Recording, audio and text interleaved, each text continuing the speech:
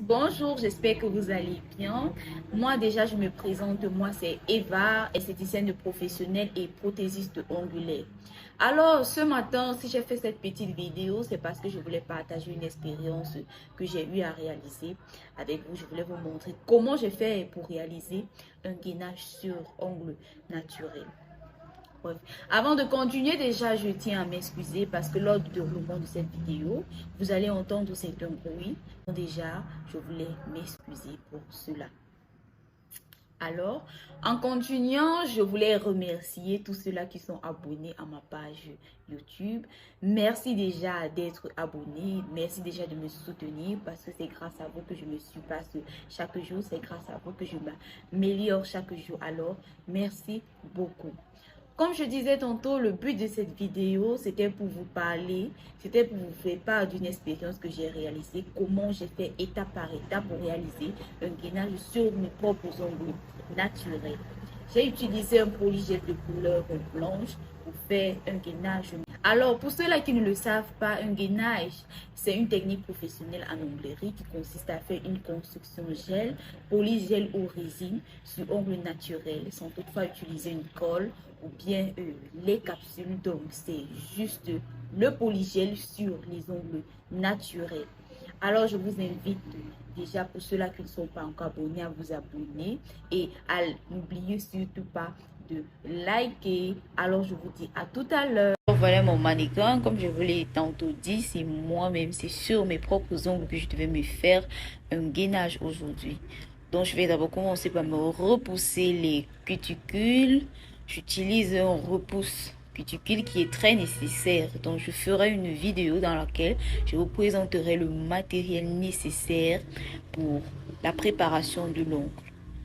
Donc, après avoir repoussé les cuticules, je vais utiliser une lime avec un embout spécial pour les cuticules pour me libérer, genre pour mieux soulever les cuticules de la plaque ongulaire, pour mieux les couper. Donc, il faut faire beaucoup attention parce que cette lime, elle peut blesser. Donc, elle est très pointue comme vous pouvez le voir. Donc, il faut y aller mollo, afin de ne pas se blesser. Et qui a été désinfecté au préalable, je tenais bien à le préciser. Votre matériel doit être désinfecté préalable. Donc, après avoir soulevé les cuticules, je vais faire pareil de l'autre côté parce que ma machine, elle est deux sens. Donc, je sais pas si vous comprenez comment je dis. Donc, on peut l'utiliser dans deux sens. Donc, je fais d'abord le côté gauche et puis je fais le côté droit. Donc, c'est comme ça que fonctionne ma ligne. Donc, avec une pince à envie, je vais venir me tailler les cuticules. Je vais bien enlever les cuticules, mais déjà, pour ceux-là qui ne savent pas l'utiliser, c'est un appareil qui est hyper important, mais aussi il est hyper dangereux. Donc, pour ceux-là qui ne savent pas l'utiliser, c'est mieux que vous utilisez un pied de biche à la place parce que vous pouvez blesser la cliente et ce ne sera pas joli du tout. Parce que lors de la construction, ça peut déranger. Lors du limage, ça peut déranger. Donc, après avoir fini de me retirer les cuticules, je vais me matifier la plaque de l'ongle. Donc, je vais retirer le gras en utilisant une ponceuse. Vous pouvez utiliser à la place toujours un embout parce que sur une machine et la lime électrique, vous pouvez y trouver un embout qui permet de dégraisser l'ongle, la plaque ongulaire. Après avoir dégraissé mon ongle, je vais passer à l'application de mon primer qui est très nécessaire. Donc, comme j'ai dit tantôt, je vais vous faire une vidéo pour vous montrer le matériel nécessaire à la préparation de l'ongle. Le strict, ce qui est vraiment important pour préparer l'ongle avant la pose, avant une construction gel ou résine. Je vais m'appliquer bien le primer sur mes deux mains. Donc, pour que vous ne dites pas après que comment tu as fait l'autre main, on n'a pas vu comment tu travailles sur ta main droite et tout. Donc voilà, je vous montre comment je le fais moi-même. Je ne suis pas aidée par quelqu'un, je le fais toute seule. Il faut bien appliquer, éviter aussi les débordements. Donc il faut bien appliquer, n'applique pas sur les cuticules, juste sur la plaque ongulaire. Après, je vais appliquer ma base, une base sur la plaque de l'ongle et elle est aussi très très importante. On ne peut pas s'en passer. Donc, pour celle que j'utilise, vous pouvez trouver, il y a plusieurs marques sur le marché. Donc, c'est à vous d'utiliser, de savoir quelle vous convient, quelle vous êtes apte à utiliser. Donc, toutes les bases, c'est nécessaire. C'est nécessaire d'avoir une base lors de sa construction. J'ai utilisé un polygel de couleur, comme vous pouvez le constater. J'ai voulu avoir un polygel de couleur blanc. Oui, bref, c'est la couleur qui m'a attirée et j'ai utilisé le blanc parce que je voulais que vous puissiez mieux voir comment ça se présente. Parce que si j'avais utilisé un nude ou un transparent, ce ne sera pas très très présentable ni vous n'aurez pas bien vu. Donc, voilà, j'ai utilisé un pinceau et j'ai un polymère à côté donc qui me permet d'estomper mon pinceau de temps en temps parce qu'à un certain moment donné, ça colle dans le polygel, ça va coller sur le pinceau. Donc, il faut l'humidifier de temps en temps pour faciliter la construction.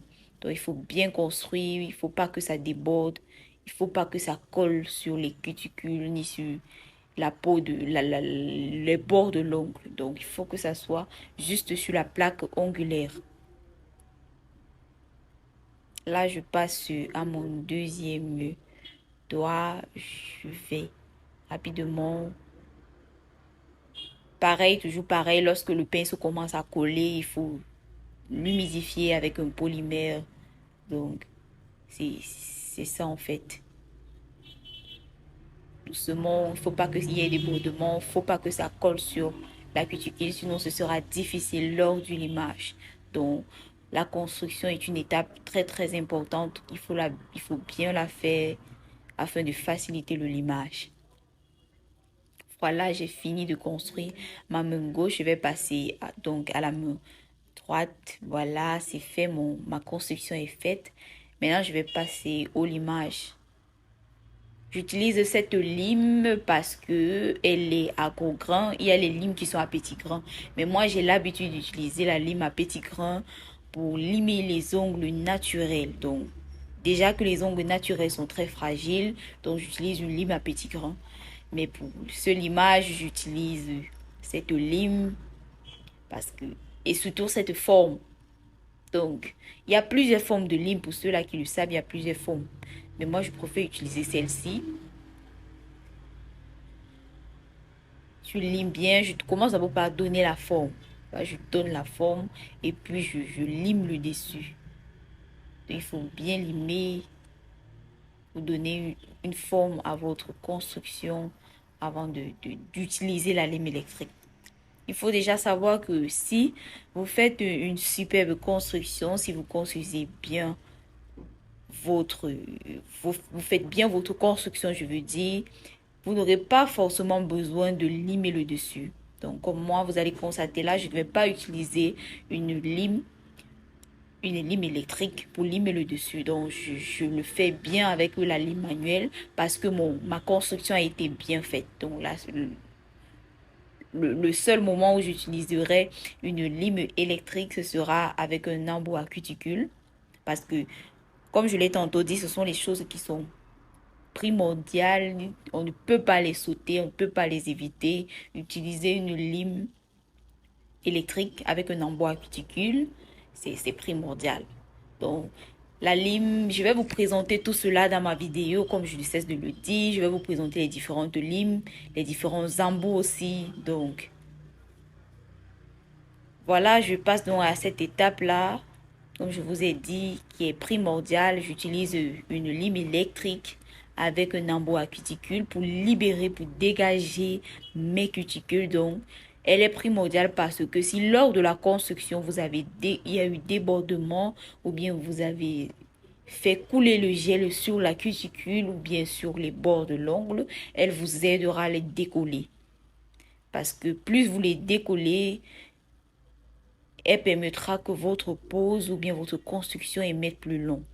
Donc c'est pour cela qu'on précise toujours lors de la construction, il ne faut pas qu'il y ait débordement, il ne faut pas que le gel coule. Donc, il faut être rapide lorsque vous faites votre construction. Là, j'ai fini de limer. Vous voyez, j'ai libéré les cuticules. J'ai donné la forme, elle est jolie. Et je passe donc à l'étape du vernissage. Donc là, je suis en train de mettre un top coat. Je mets un top coat au-dessus.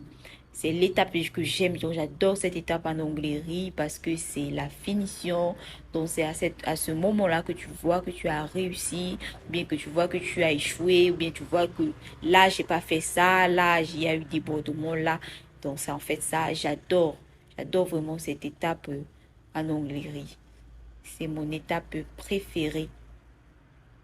Voilà, après avoir catalysé, je vais me passer à mon étape de l'huile à cuticule. L'huile à cuticule ne sert pas seulement pour faire briller les ongles, mais c'est aussi à nourrir parce que vous avez coupé vos cuticules, donc il faut les nourrir, il faut les soigner, comme on dit. Vous l'avez rendu malade, vous avez taillé, donc il faut les nourrir. Voilà, nous sommes arrivés à la fin de cette petite expérience que j'ai voulu partager avec vous. J'espère que ça vous a plu, j'espère que c'était vraiment intéressant. Alors, je vous dis à plus tard et prochainement pour d'autres tutos et vidéos. Surtout, n'oubliez pas de vous abonner et de liker. Alors, bye bye!